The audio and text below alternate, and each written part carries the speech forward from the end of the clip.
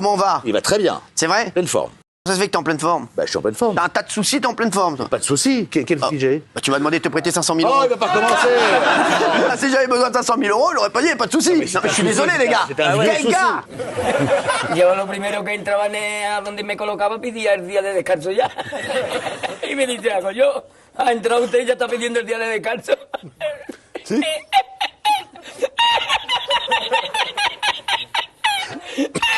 On va parler des pays qui épargnent le plus et on va terminer par le défi du mois, à savoir épargner 100 francs pour l'investir sur des actions à dividendes. Restez jusqu'à la fin, vous allez voir qu'on a touché nos premiers dividendes. Mon but, c'est de vous aider à voir que de petits gestes donnent de grandes choses sur la durée. N'oubliez pas que vos finances personnelles, c'est pas un sprint, c'est un marathon. Allez, on parle épargne. Selon l'OCDE, voici le classement des pays qui épargnent le plus en Europe. La Suisse arrive en pole position avec 21,9% des revenus nets disponibles consacrés à l'épargne. L'Irlande en deuxième position avec 20,2%.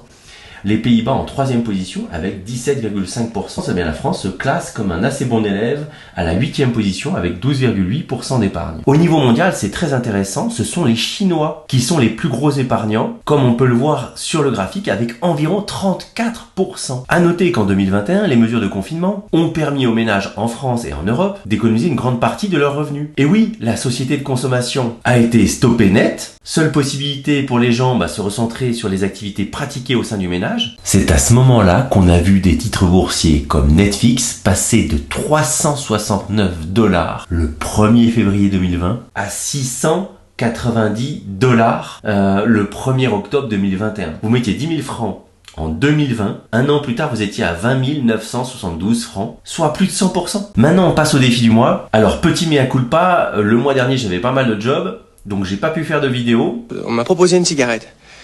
J'ai refusé. Tu as refusé? Une taf. J'ai pris une taf. Putain de taf.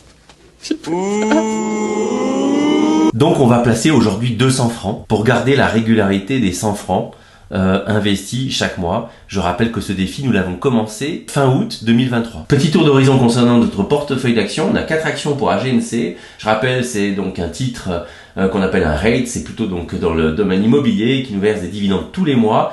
Ce qu'il faut retenir, c'est que ça nous verse 1,44 $ par an par action. Et nous avons une action O qui est également donc dans l'immobilier, un REITs, qui nous verse également un dividende tous les mois, soit 3,07 $ par an par action. Alors pourquoi des actions à dividende mensuel? Eh bien pour vous montrer l'évolution de ces petits gestes d'épargne. De plus, O a subi une baisse importante de plus de 20% sur un an, donc c'est la braderie. Alors qu'est-ce qu'on a eu comme dividende? Alors comme vous pouvez le voir, on a eu 2 versements en septembre, 2 en octobre, sur la base bien sûr des 100 francs investis fin août. AGNC nous a versé 2 fois 0,34 centimes, soit, si vous bien sûr couplez ça les 2 mois, 68 centimes. O nous a reversé 2 fois 18 centimes, soit 36 centimes sur les 2 mois.